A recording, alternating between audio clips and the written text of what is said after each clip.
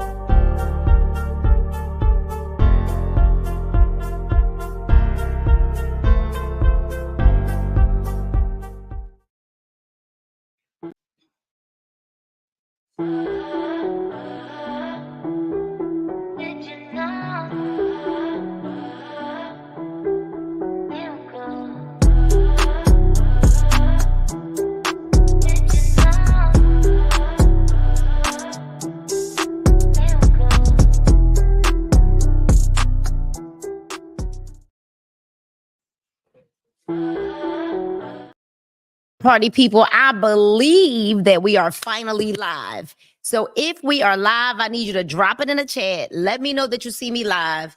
We've had some technical difficulties, and actually I'm a little annoyed, right? So I got to get myself together because I don't do well when I had it all like right and then it just goes wrong. So let me know if we're live. I'm trying to see if we're live. I'm trying to see what's going on. I don't see any comments as of right now. So let me know if you're live. I need Paul to go and check the comments on the screen so he can let me know if we're all the way live. If you guys can see me, Susan said she can see me. As you're logging on, let me know what city, what state, and or what country you might be logging in from. I don't know what just happened, y'all, because it looks like we went live several times, but I believe this one's going to stick. And so let's go ahead and tag and share so that everybody knows which link to get on. I gotta figure out how to delete this other one from my page because I can see that there are different people on different. Okay, let me delete this other one.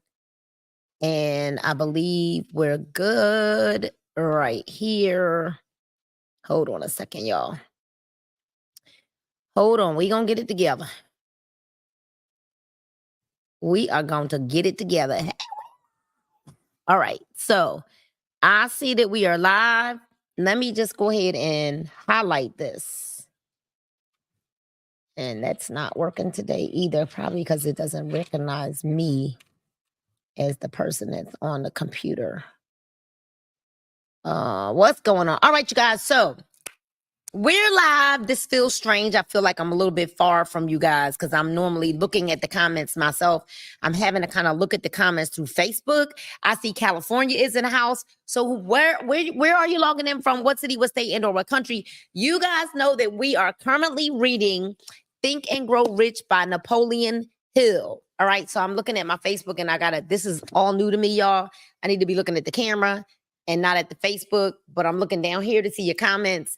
And y'all, what number do you see on the screen? Yes. Okay, because so it's not caught up. I can't see it from here. All right, y'all tag and share. I'm sure that Paul's got it going across the screen, the banner that says tag and share. And as you're logging on, I see Katy, Texas on the line. We've got Austin, right outside of Austin, Texas. So I think Liberty, Texas, right? What's up? You know what? I was thinking about you yesterday, day before in Cancun. We had a dinner and they made some ribs. And I was like, boy, oh boy, it sure would be nice to have some beef ribs. And I was thinking about you. All right. So we're going to go ahead and get started, you guys. I'm very excited to be here with you guys. And it feels like it's been a long time. And that is because I believe last Monday was a holiday. And so we're going to go ahead and get started. For those of you who don't know, you don't even need the book to participate in book club. So I'm very, very, very excited that you all are partnering, joining with us here today as we understand that leaders are readers and that you're never going to earn more than you learn. And so if you're not reading, if you are maybe it's not that you're opposed to reading, but you just don't like it or you just don't want to do it, I'm telling you right now that you will be stumped in your growth. And when you're looking at why things are not happening, as a matter of fact, I'm gonna say this: when you read, your language changes, the way you talk, your verbiage, your vocabulary, it changes. And I was thinking last night as we were on our live, and as I was listening to Trey Gordon and Ray Dunn talk, they're different because they're reading and listening to some other stuff. And so right now, all of the leaders on our team are reading The Slight Edge, and I can hear the language change, and the language does change. Your attitude changes. Everything about you changes when you begin to read because your mind levels up and everything about you, it cannot remain the same when you begin to read. And so, some of the most powerful, two of the most powerful statements that were made last night was Ray Dunn said, get started fast. And then Trey came right behind him and said, get in and stay in. Those are statements that people only make when they've begun to elevate their mind based on, and you can hear it in the language. You can hear it in what they say. So the reason why book club is so important to me, number one, is because I hated to read at one point in my life. And now I believe that I'm able to narrate and really understand the author's point of view in a way that I assist people at understanding and having a love for the materials that we read. So I'm going to close this screen because I'm certainly not promoting for Apple because they don't pay me, right? And until I can get me a something to cover this, then we'll show you I'll leave my laptop open. But until Apple, unless they want to start paying me, then we're gonna hi Zara. Hi Zara. Hi. I'm on book club, okay?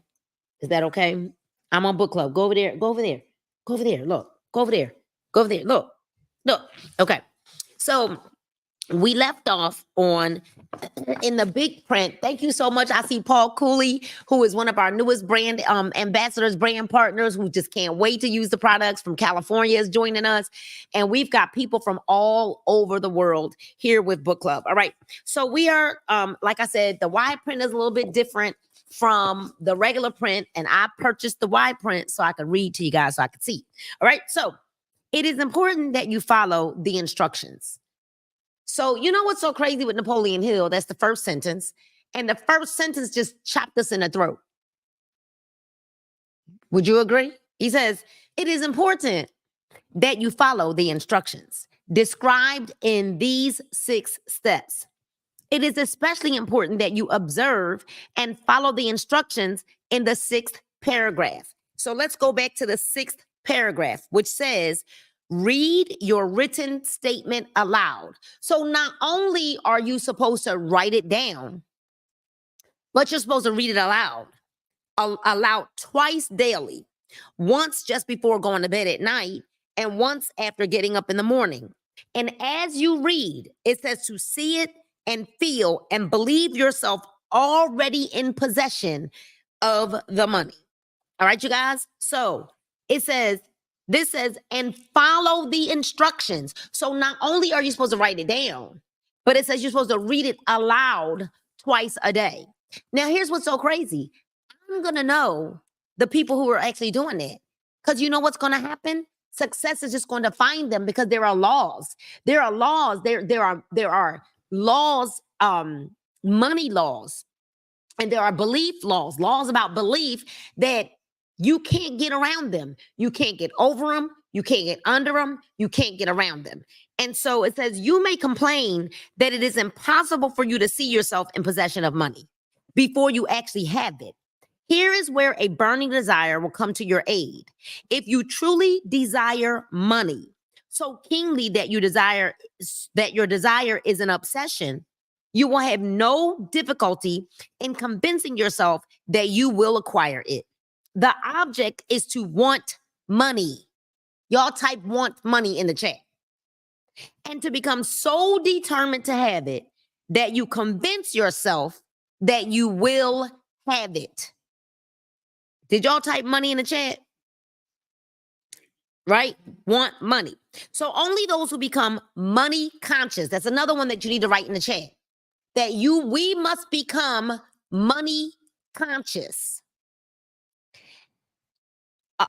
Only those who become money conscious ever accumulate great riches. Money consciousness means that the mind has become so thoroughly saturated with the desire for money that one can see oneself already in possession of it. To the uninitiated, who has not been schooled in the working principles of the human mind, these instructions may appear impractical. It may be helpful to all who fail to recognize the soundness of the 6 steps to know that the information that they convey was received from Andrew Carnegie, who began as an ordinary laborer in the steel mills, but managed, despite his humble beginning, to make these principles yield him a fortune of considerably more than $100 million. Now, I want us to pause for a second. This is only page 1 of this. And the reason why I got to pause is because $100 million back in that time, all of those years ago, was a lot more money than what you see $100 million as right now. And the fact that he had accumulated that with no schooling, all he had was a burning desire.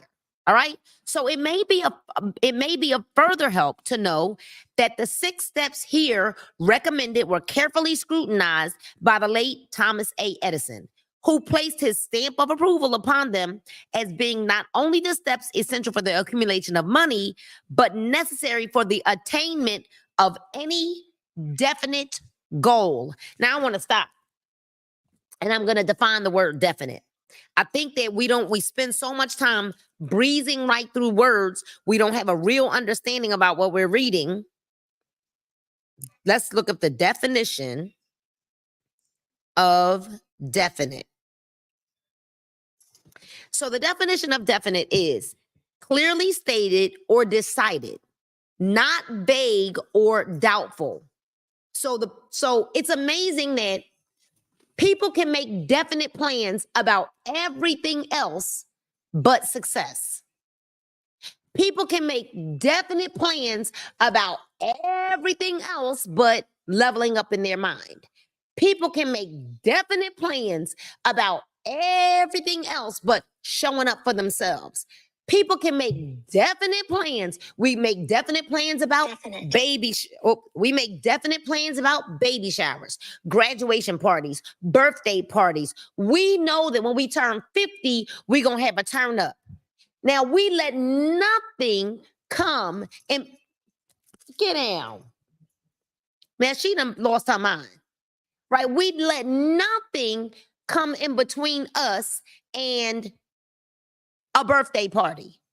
It's amazing that we never get sick when it comes to those things. We don't allow a headache. We don't allow a migraine. We don't allow all of a sudden when it comes to leveling up or doing the things that are necessary to make us a better person or to bring us or yield us the things that we say we desire, all of a sudden, it's never definite. It's never concrete. But the definition of the word definite says clearly stated or decided, not vague or doubtful. Clearly true or real, unambiguous, clear or undeniable, certain or sure about something. So Thomas A. Edison, who placed the stamp of approval upon them as being not only the steps essential for the accumulation of money, but necessary for the attainment of any certain, of any sure, of any undeniable goal. I'm not stuck. I'm not stuck. And so these steps call for no hard labor. They call for no sacrifice. They do not require one to become ridiculous or credulous. To apply them calls for no great amount of education. But the successful application of these 6 steps does call for the sufficient imagination to enable one to see and to understand that accumulation of money cannot be left to chance. I need y'all to write that in the chat. Accumulation of money cannot be left to chance. Accumulation of money cannot be left to good fortune. Accumulation of money cannot be left to luck.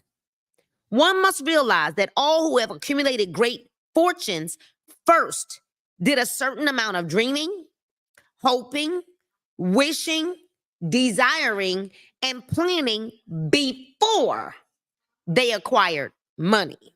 You may as well know right here that you can never have riches in great quantities unless you can work yourself into a white heat of desire for money and actually believe that you will possess it. How many of you watching me right now, or right now, I don't care whether it's right now live or right now, meaning in the replay. How many of you watching, how many of you believe you will possess it? Let me see those answers. Now, not only how many of you believe you will possess it, what are you willing to do to obtain it?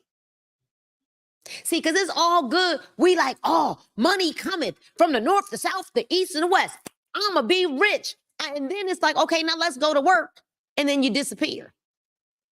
I'm going to lose 100 pounds. We order all of this product. We get a gym membership. We buy cute workout clothes. We go to the market and then go to the Wendy's. Go to the Buffett. You may as well know right here that you can never have riches in great quantities unless you can work yourself into the white heat desire of money and actually believe that you will possess it. You may as well know also that every great leader from the dawn of civilization down to the present was a dreamer. Every great leader was a dreamer. Christianity is the greatest potential power in the world today because its founder was an intense dreamer who had the vision and the imagination to see realities in their mental and spiritual form before they had been transmuted into physical form. If you do not see great riches in your imagination, you will never see them in your bank account balance. I'm going to read that one again. If you do not see great riches in your imagination, you will never see them in your bank account balance. Never in the history of America has there been so great an opportunity for practical dreamers as now exists. The 6-year economic collapse has reduced all men substantially to the same level. A new race is about to be run. The stakes represent huge fortunes which will be accumulated within the next 10 years. The rules of the race have changed because now we live in a changed world that definitely favors the masses. Those who had but little or no opportunity to win under the conditions existing the Depression, when fear paralyzed growth and development. You know, we listen to The Strangest Secret every single morning. And we already have listened to it for almost 2 years. Then we took a break and we started listening to something different. And now we're back on The Strangest Secret. And I remember when I asked a multimillionaire by the name of Pam Souter, I said, what do you suggest that I do now to help take my team from where they are to the next level? And she said, get them to listen to The Strangest Secret every day. That's what she said. And so we did that. And literally, I watched my team soar, right? Literally, they soared. Now, in The Strangest Secret, one of the things that's so amazing to me is that he says, in a time where pretty much anybody can be wealthy. See, there was a time when influence was important. There was a time when what family you were born into was important. There was a time when skill set was important. There was a time when education mattered. But now, if you can just learn a skill, anybody can make money and great fortunes. I am watching 18, 25-year-old, 30-year-olds all over the internet figure it out. I'm not stuck. I want you guys to weigh in. Let's see what y'all saying. I'm gonna have to pull up my phone so I can see the comments. I'm not stuck. I feel so disconnected, y'all, because I can't see. I can't see what you're saying. So let's see.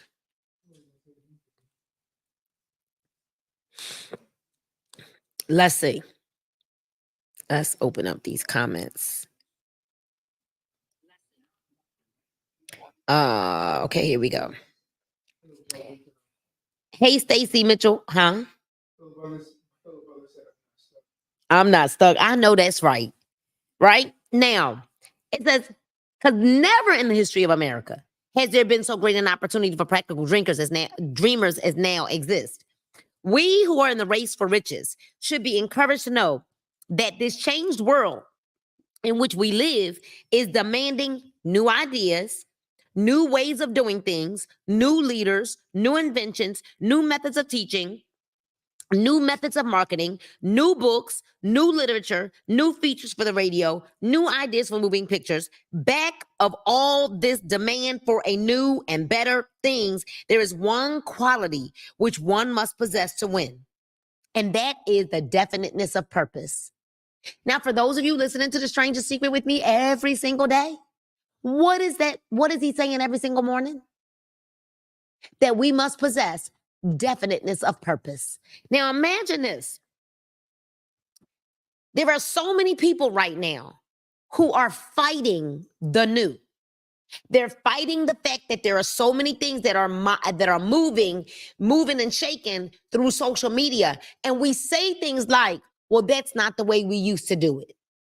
You know, I started to follow. She's a little anxious today. That's why she jumped up here. I don't know what's going on with her. She went to the groomer today, y'all. My dog is not happy today, right? So I followed a celebrity stylist last week. And the celebrity stylist said, we do realize that fashion trends change. And she said, why are you holding, she said, if you are not the same person you were 10 years ago, right? Is there anybody that's watching that will agree that you are not the same person that you were 10 years ago?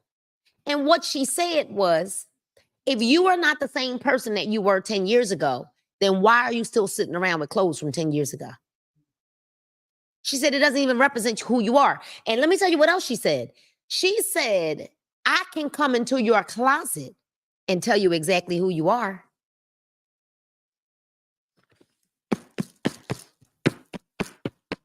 New. Everybody type in the word new. So that's right, Paige. Back of all this demand for new and better things, there's one quality we must possess to win, and that is definiteness of purpose, the knowledge of what one wants, and the burning desire to possess it. What is it that we need to win? Number one, definiteness of purpose. Number two, knowledge of what one wants. And then number three, the burning desire to possess it. The business depression marked the death of one age and the birth of another. This changed world requires practical dreamers who can and will put their dreams into action. The practical dreamers have always been and always will be the pattern makers of civilization. We who desire to accumulate riches should remember the real leaders of the world always have been men who harnessed and put into practical use the intangible, unseen forces of unborn opportunity and have converted those forces or impulses of thought into skyscrapers, cities, factories, airplanes, automobiles, and every form of convenience that makes life more pleasant. Tolerance and an open mind are practical necessities of a dreamer today. Tolerance and an open mind are practical necessities of the dreamer today. Those who are afraid of new ideas are doomed before they start. Well, right there, that one right there could have a whole standing ovation. I know it's some people feeling like they're getting a jab, uppercut right now. Because there are so many people who don't want to change. And there's so many people who believe that because I did it like that last month, I got to still do it this month. And because I did it like this last week, I got to still do it like that this week. Well, what if there's a better way? What if there's a better way? This book says, we who desire to accumulate riches should remember the real leaders of the world have always been men who harness and put into practical use the intangible, unseen forces of the unborn opportunity and have converted those forces or impulses of thought into skyscrapers, cities, factories, airplanes, automobiles, and every form of convenience that makes life more pleasant. Tolerance and an open mind are practical necessities of the dreamer today. Those who are afraid of new ideas are doomed before they start. Never has there been a time when never has there ever been a time more favorable to pioneers than the present. True.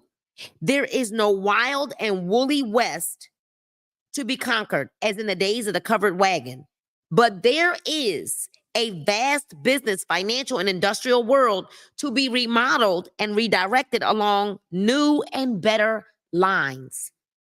In planning to acquire your share of the riches, let no one influence you to scorn the dreamer. To win the big stakes in the changed world, you must catch the spirit of the great pioneers of the past whose dreams have given to civilization all that has a value, the spirit which serves as the lifeblood of our own country. Your opportunity and mine to develop and market our talents. Let us not forget Columbus dreamed of an unknown world, staked his life on the existence of such a world and discovered it. Copernicus, the great astronomer, dreamed of a multiplicity of worlds and revealed them. No one denounced him as impractical after he had triumphed. Instead, the world worshipped at his shrine, thus proving once more that success requires no apologies. Failure permits no alibis. You know, that line was for me. Because success requires no apologies. You know what's so crazy? This weekend, we were in Cancun, and there we have a coach in our business who is a pretty big darn deal. Wouldn't you say, Paul? Like he's a pretty big darn deal. He's not like a coach of like some little league team. He's not just been a coach of like an AAU team. He was a coach of D1 basketball. And he pulled me to the side and he said, Nina, I want to talk to you. Now, this is a coach. He said, and here's what's so crazy. Paul, you know what's so crazy? He's told us his stats of how much he's earned. And he's had some pretty big months in network marketing.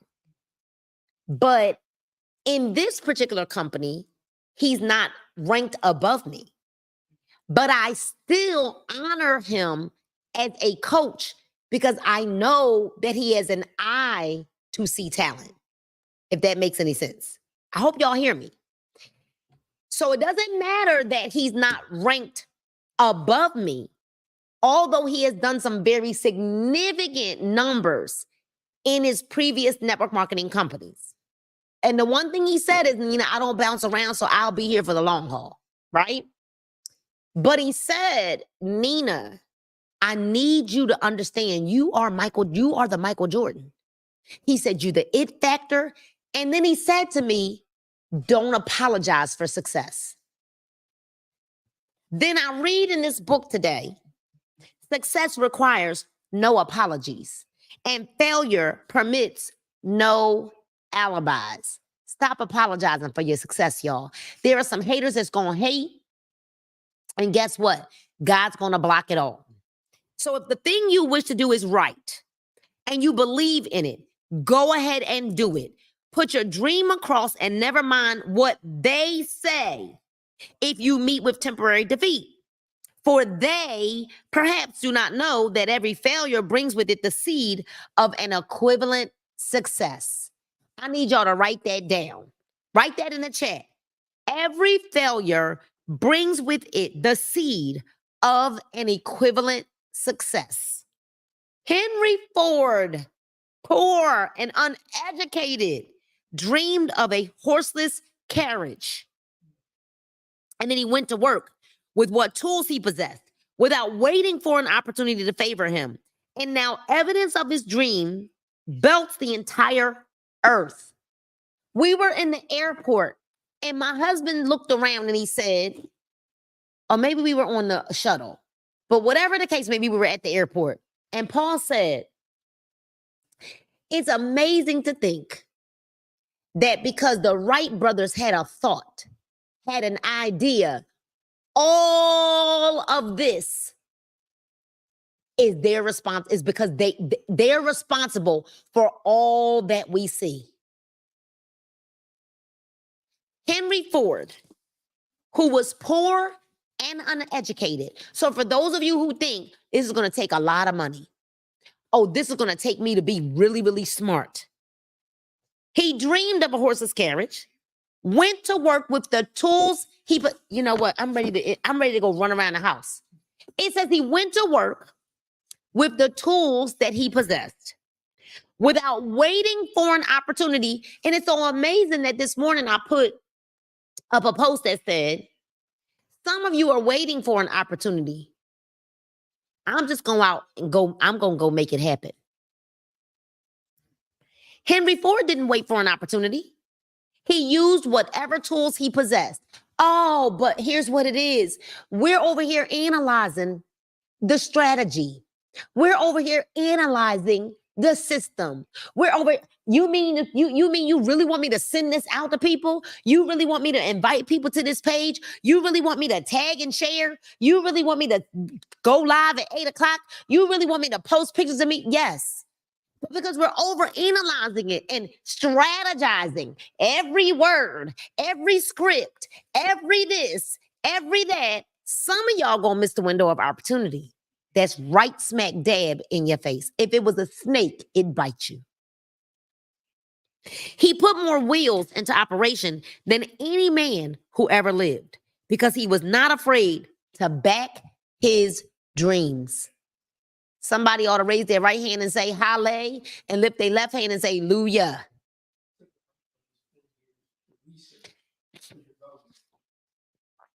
So it took the Wright brothers 4 years rather, to research and develop before they even would develop the first plane that failed. Because y'all, okay, and you know what? They don't call them failures. They just realized that when they went back to the drawing board, they learned what not to do. Somebody, y'all too quiet for me. Y'all too quiet for me. Okay, so Thomas Edison dreamed of a lamp that could be operated by electricity. He began where he stood to put his dream into action, and despite more than 10,000 failures, he stood by that dream until he made it a physical reality. Practical dreamers do not quit. Paige just said, don't quit. You know, I think about the fact that people quit after 10 minutes. There are people, they sign up and 10 minutes later they quit. People quit after 10 days. People quit after 10 weeks. And people certainly quit after 10 months. People quit the gym, Paul, after 10 minutes. They join, go for 10 minutes and never go back. They quit the gym after 10 days when they haven't lost 100 pounds. But Thomas Edison, despite more than 10,000 failures, because practical dreamers do not quit. Are you a practical dreamer or are you a quitter? You don't have to answer. Don't answer. As a matter of fact, because most times the people screaming the loudest, I ain't no quitter, you the quitters. The loudest people who are always screaming, I'm not a quitter, I'm not a this, they the first ones to quit. Soon as it get hard, soon as it get tough, soon as somebody got to be a little tough towards you, you quit. Whelan dreamed of a chain of cigar stores, transformed his dream into action, and now the United Cigar Stores occupy the best corners in America. Lincoln dreamed of freedom for Black slaves, put his dream into action, and barely missed living to see a united North and South translate his dream into reality. The Wright brothers dreamed of a machine that would fly through the air. Now, one may see evidence all over the world that they dreamed soundly. How many of y'all were on a plane this weekend? You were on a dream. Marconi dreamed of a system for harnessing the intangible forces of the ether. Evidence that he did not dream in vain may be found in every wireless and radio in the world. Moreover, Marconi's dream brought the humblest cabin and the most stately manor house side by side. It made the people of every nation on earth backdoor neighbors. It gave the president of the United States a medium by which he may talk to all the people of America at one time and on short notice. It may interest you to know that Marconi's friends had taken him and had taken into custody and examined in a psychopathic hospital when he announced that he had discovered a principle through which he could send messages through the air without the aid of wires or other direct physical means of communication. The dreamers of today fare better. So because of Marconi, we have this concept that you can take your phone and someone with an iPhone sitting in the vicinity, their name pops up, and I'm able to transmute information from my phone to their phone wirelessly. And if it's a picture, it goes directly into their picture photos. If it's a text message, it goes into their text. If it's some music, it goes into their Apple Music store. Because of a man named Marconi, at the touch of a button, a message can go out to everyone in the world, worldwide, without notice, because he had a dream. So are you a dreamer or are you a quitter? The world has become accustomed to new discoveries. Nay, it has shown a willingness to reward the dreamer who gives the world a new idea. The greatest achievement was at first and for a time, but a dream. The greatest achievement was a dream. The oak sleeps in the acorn. The bird waits in the egg. And the highest vision of the soul, a waking angel steers. Dreams are the seedlings of reality. Awake, arise, and assert yourself, you dreamers of the world. Your star is now in the ascendancy. The World Depression brought the opportunity that you have been waiting for. It taught people humility, tolerance, and open-mindedness. So Marconi's friends and family put him in a psychiatric ward because he had a dream that he could, at the touch of a button, make a voice project through the world across the airwaves without wires. So they put him in a mental hospital.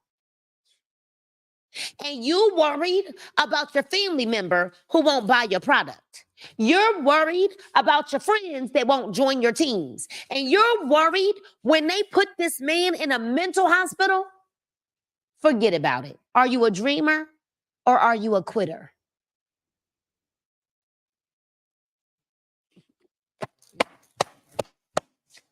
Stop and start. I gotta stop starting. Stop it. You hit a lot of people for that. The angel agency said, I haven't quit. I paused for a moment. But I quit. Listen, Lindas. Do you know the energy that it takes to have to start all over again? Do you know that it takes more energy to start over than it does just get started? You know, I was thinking as we were on the runway coming home, and you can ask Paul, I always lift the window up because I want to watch it. I want to watch takeoff.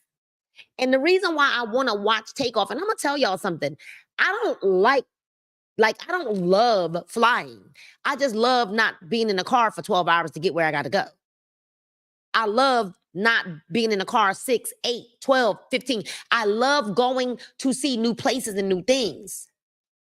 But the one thing that I love about the takeoff is that you must go at full velocity to take off. But then here's the problem. So many of you guys take a pause when you haven't even been at full velocity yet. See, when you start off at full velocity and you gain traction, sometimes you can take a pause, but you don't take a pause and launch. That's like an airplane, you guys. So what you are doing is the airplane. How many of you would be okay with the airplane taking a pause at takeoff? I want to know that answer. I want to know how many of you listening to me right now would be okay with a plane taking a pause during takeoff. Oops, we decided we're going to take a pause. I'm not stuck.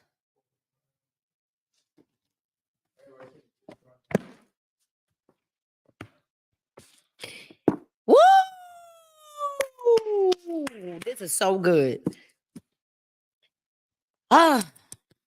This is so good. A burning desire. I don't even know where I'm at. The oak sleeps in the room. Awake, arise, and assert yourself, you dreamers of the world. Your star is now in the ascendancy. The world depression brought the new opportunity you've been waiting for. You've been waiting for an opportunity like this. I can't even go past this. Some of y'all been waiting to be with a leader like Stanisha and Nina.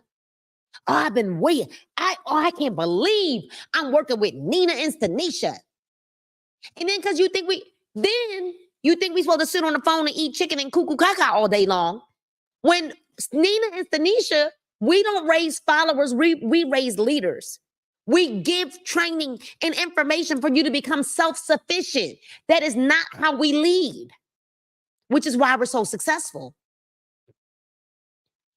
You've been waiting for an opportunity to be in a part of a movement, a massive movement. You've been waiting on an opportunity to have products that are affordable and they work and they have caused immediate gratification. You've been waiting on this. And now we're going to pause.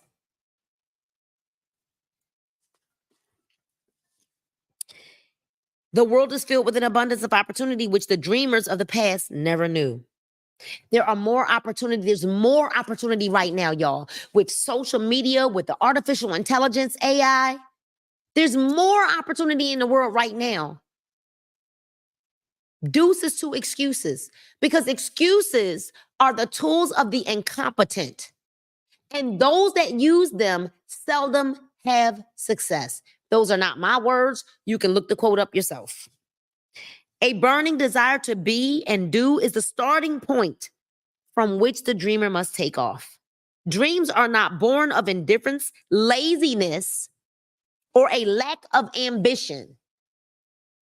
I don't mean no harm, y'all. But those of you who are on pause, some of you are lazy and some of you have a lack of ambition. Because when you are connected to the source, to the power source, you can't go dead. Your phone can't go dead. Your laptop can't go dead. Ain't no way that you're close to the fire and you're dim or you're cold. The world no longer scoffs at the dreamer, nor calls him impractical. If you think it does, take a trip to Tennessee and witness what a dreamer president has done in the way of harnessing and using the great power, the great water power of America. A score of years ago, such a dream would have seemed like madness. You have been disappointed. You have undergone defeat during the Depression. You have felt the great heart within you crushed until it bled. Take courage, for these experiences have tempered the spiritual metal of which you are made. Every single one of you are made of spiritual metal. They are assets of incomparable value. Remember, too, that all who succeed in life get off to a bad start and pass through many heartbreaking struggles before they arrive. The turning point in the lives of those who succeed usually comes at the moment of some crises through which they are introduced to their other selves. Y'all, you know when you really stand up and you be who you're really supposed to be? When somebody that says they gonna come through disappears and you gotta make up for that lack of volume.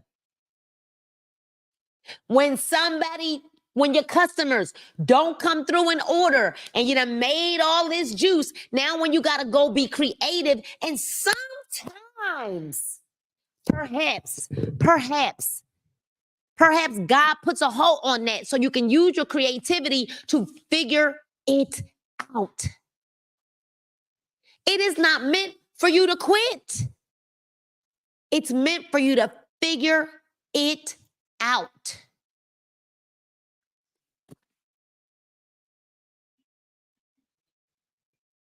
The turning point in the lives who succeed usually comes at the moment of some crises through which they are introduced to their other selves. Type in the chat, other selves, other selves, other selves. John Bunyan wrote The Pilgrim's Progress, which is among the finest of all English literature, after he had been confined in prison and sorely punished because of his views on the subject of religion. O. Henry discovered the genius which slept within his brain after he had met with great misfortune and was confined in a prison cell in Columbus, Ohio, being forced through misfortune to become acquainted with his other self. And to use his imagination, he discovered himself to be a great author instead of a miserable criminal and outcast. So what are you doing in your pause? In your pause, have you become an author? In your pause, what books have you read? In your pause, how much weight have you lost? In your pause, what skill set have you learned? In your pause. Or are you just sitting and rotting in a prison because you're in your pause? Strange and varied are the ways of life, and stranger still are the ways of infinite intelligence, through which men are sometimes forced to undergo all sorts of punishment before discovering their own brains and their own capacity to create useful ideas through imagination. Edison, the world's greatest inventor and scientist, was a tramp telegraph operator.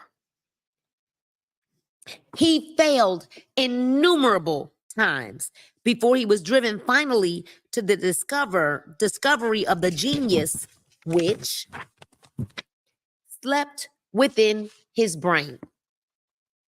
Ladies and gentlemen, what you're looking for is asleep in your brain.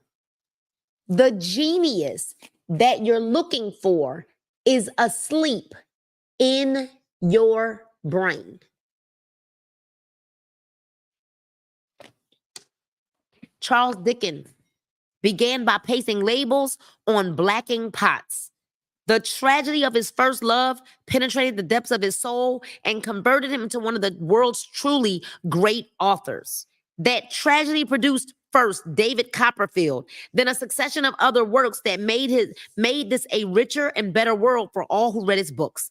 Disappointment over love affairs generally has the effect of driving men to drink and women to ruin. And this because most people never learn the art of transmuting their strongest emotions into the dreams of a constructive nature. So, everybody going through something. Everybody got something going on. But those that are great rise above it.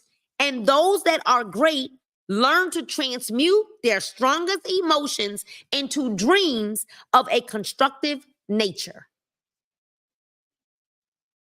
I'm not stuck. Don't hate the messenger. Hate the message. I'm just reading the book. Helen Keller became deaf, dumb, and blind shortly after birth. Despite her greatest misfortune, she has written her name indelibly in the pages of the history of the great. Her entire life has served as evidence that no one ever is defeated until defeat has been accepted as a reality. I'm going to say that again. No one is defeated until you accept defeat as your reality. I'm going to say that one more time.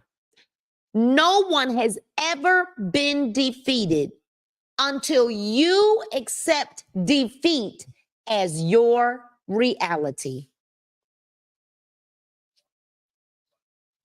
Robert Burns was an illiterate country lad. He was cursed by poverty and grew up to be a drunkard in the bargain. The world was made better for his having lived because he clothed beautiful thoughts in poetry and therefore plucked a thorn and planted a rose in its place. Booker T. Washington was born in slavery, handicapped by race and color because he was tolerant, had an open mind at all times on all subjects, and was a dreamer. He left his impress for good on an entire race. Beethoven was deaf. Milton was blind, but their names will last as long as time endures because they dreamed and translated their dreams into organized thought. You want to win? Translate your dreams into organized thought. Before passing to the next chapter, kindle anew in your mind a fire of hope, faith, courage, and tolerance. If you have these states of mind and a working knowledge of the principles described, all else that you need will come to you when you are ready for it. Let Emerson state the thought in these words: every proverb, every book, every byword that belongs to thee for aid and comfort shall surely come home through open or winding passages.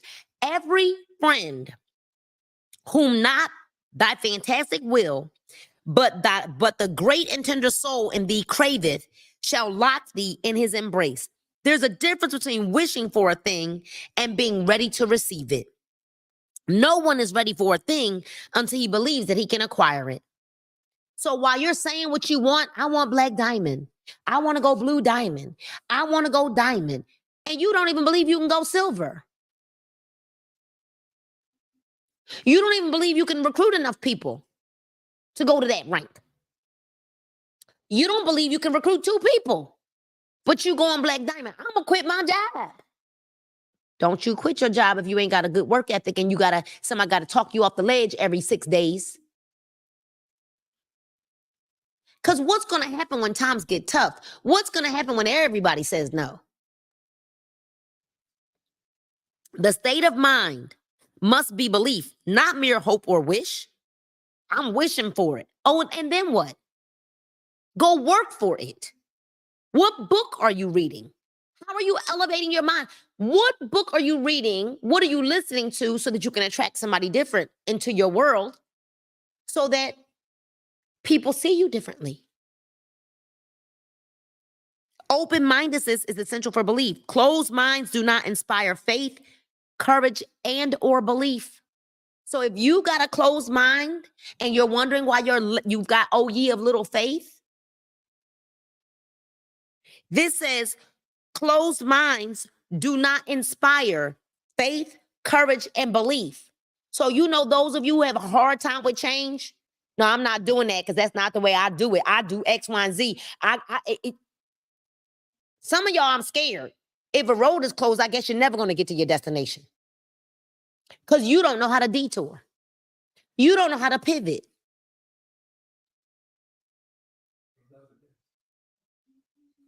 You can't detour. So I guess you're just going to turn around and go back home because the road was blocked. Uh-oh. Closed minds do not inspire faith, courage, and belief. So what's going on with you? You got a closed mind. Remember, no more effort is required to aim high in life. To demand abundance and prosperity than is required to accept misery and poverty. So it takes the same effort to accept misery and poverty than it does to demand to demand or aim for a high life. To demand abundance and prosperity, it takes the same effort to accept misery and poverty. A great poet has correctly stated this universal truth through these lines. And we're going to end right after this. I bargained with life for a penny, and life would pay no more. However, I begged at evening when I counted my scanty store. For life is just as a just employer. He gives you what you ask. But once you have set the wages, why you must bear the task. I worked for a menial's hire, only to learn dismayed that any wage I had asked of life, life would have willingly paid. So whatever it is that you're getting out of life right now, you asked for it.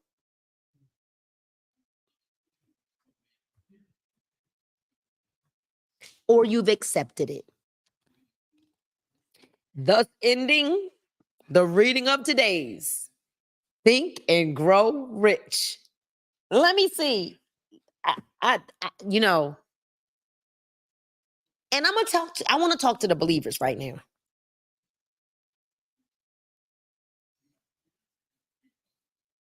And I want to talk to the believers right now.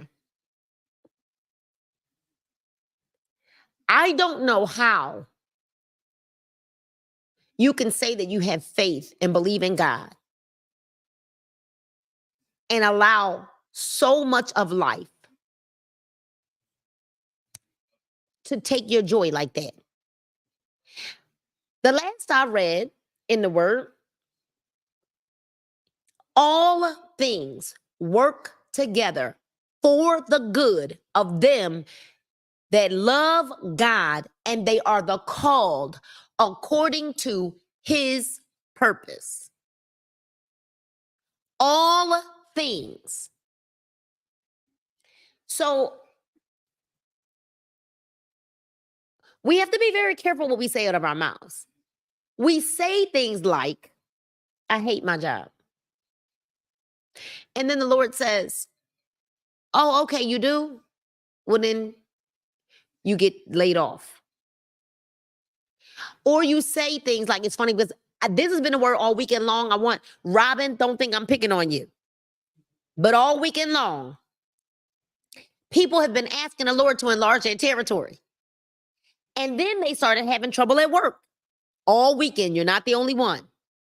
And I was saying to myself, but didn't you ask the Lord to enlarge your territory? Expand your... And then he does it. And then the believers, you can't fall apart. Sometimes you got to realize when we were growing up, we heard this thing come across our TV. And across the TV, there were these rainbow colors in the middle of the night. And it would go beep, real loud in the middle of the night. And then it will come on and say, this is a test. This is only a test of the emergency broadcasting system. If this were a real emergency,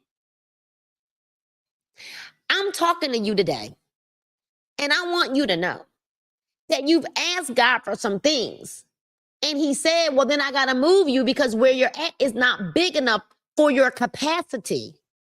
Or you've asked God for some things, and so he tests you to see, do you really believe me? Do you really trust me? Do you really believe? Do you really have faith? And he wants to see if you're going to pass the test. Because how in the world could he bless you with more if you fall apart with the little? How could he give you a global team if you can't handle the little? How could he give you what you think you want if you're in handcuffs because of that job that you're working?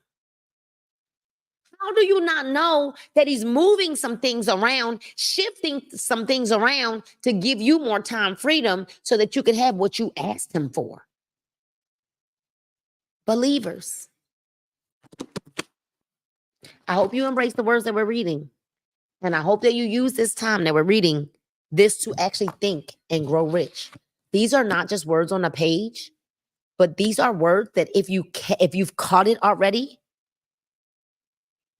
what? Oh, if you've caught it already, then you already there. Some of you are going to have to wait to the last page of the book before you understand why you're here with this book. But I am here to tell you right now, if you could just think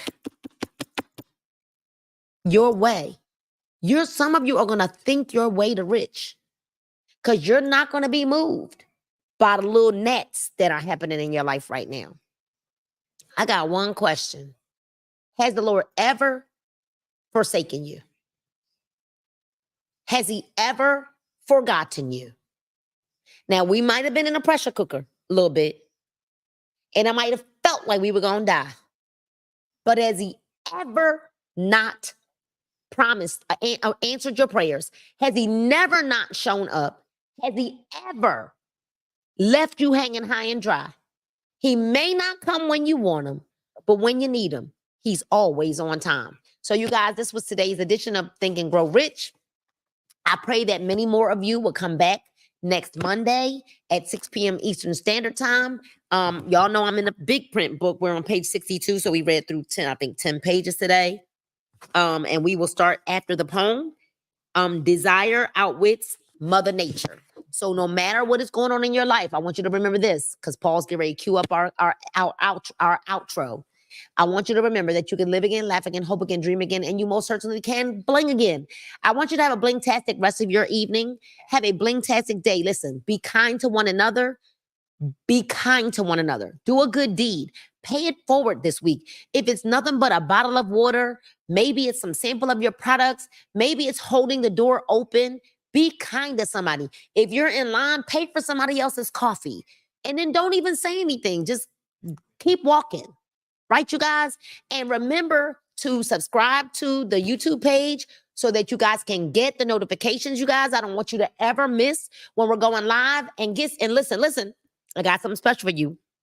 Tonight at 8 o'clock, in about 55 minutes or so, we are going to be right back here live for a talk about what the Bible says about health and wealth. So you guys, I'm over and out. It's Nina. I love you more. And there's nothing you could do about it. We'll see you on the next one.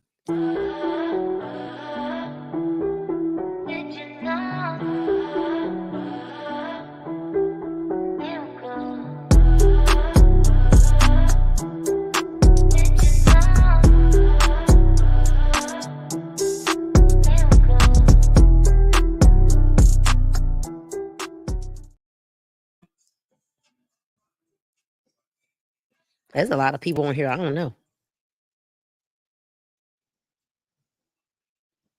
Take it off of me. Take it off of me.